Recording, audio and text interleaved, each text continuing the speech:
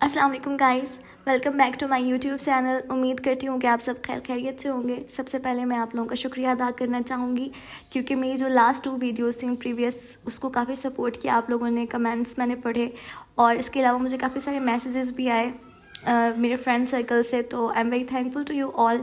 मेरे नज़दीक एक टीचर जो होता है वो एक आर्टिस्ट भी होता है और इन्फ्लुएंसर भी होता है। और एक आर्टिस्ट और एक इन्फ्लुएंसर का जो काम होता है, उसको अगर प्रेज़ मिल जाए, उसको सपोर्ट सिस्टम मिल जाए तो उसकी थकावट उतर जाती है। तो मैं आप सबका दिल से शुक्रिया अदा करना चाहती हूँ। आज का जो हमारा टॉपिक है वो है comparison of prokaryotic and eukaryotic cells. हमने लास्ट 2 लेक्चर्स में differences among unicellular and multicellular animals and differences among plant cell and animal cell, ये हमने पढ़ा। और जो प्रोकैरियोटिक और यूकैरियोटिक सेल्स हैं, इनमें बहुत सारे डिफरेंसेस हैं। सबसे जो मेन डिफरेंस है वो इनके न्यूक्लियस का है। प्रोकैरियोटिक सेल में स्पेसिफिक न्यूक्लियस प्रेजेंट नहीं होता, जबकि यूकैरियोटिक सेल में एक proper well defined nucleus present होता है। एनिमल सेल में वो सेंटर में प्रेजेंट होता है और प्लांट सेल में वो पेरिफेरल रीजन में प्रेजेंट होता है। उसके अलावा अगर हम बात करें उनके जेनेटिक मटेरियल यानी कि डीएनए की, तो जो प्रोकैरियोटिक सेल्स होते हैं उनका जो डीएनए है वो साइटोप्लाज्म के अंदर सबमर्ज होता है। उसका रीज़न यही है कि न्यूक्लियस प्रेजेंट नहीं होता, जबकि जो यूकैरियोटिक सेल्स होते हैं उनमें सेंटर ऑफ द न्यूक्लियस के अंदर ही डीएनए प्रेजेंट होता है। अगर हम टाइप ऑफ डीएनए की बात करें तो प्रोकैरियोटिक सेल्स का जो डीएनए होता है वो सर्कुलर होता है, उसको हम लोग न्यूक्लियाइड भी बोलते हैं, जबकि यूकैरियोटिक सेल्स होते हैं उनका डीएनए लीनियर फॉर्म में होता है, वो न्यूक्लियस के अंदर होता है। प्रोकैरियोटिक सेल्स के अंदर किसी किस्म की कोई मेम्ब्रेन बाउंडेड ऑर्गेनेल प्रेजेंट नहीं है। For example mitochondria, Golgi apparatus, nucleus, ये सारी की सारी मेम्ब्रेन बाउंडेड ऑर्गेनेल्स होती हैं जो कि यूकैरियोटिक सेल्स के अंदर प्रेजेंट होती हैं, लेकिन प्रोकैरियोटिक सेल्स के अंदर वो एब्सेंट होती हैं। अगर हम राइबोसोम की बात करें तो ribosome is the factory where proteins are synthesise.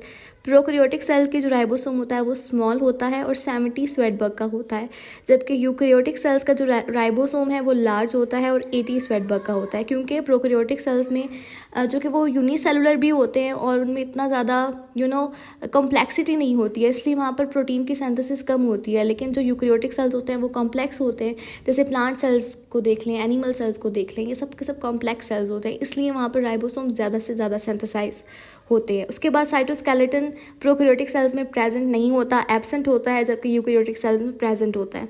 Cell wall की अगर हम कंपोजिशन देखें तो cell wall of prokaryotic cell is made up of peptidoglycan और म्यूरिन, ये सकुलस होती है।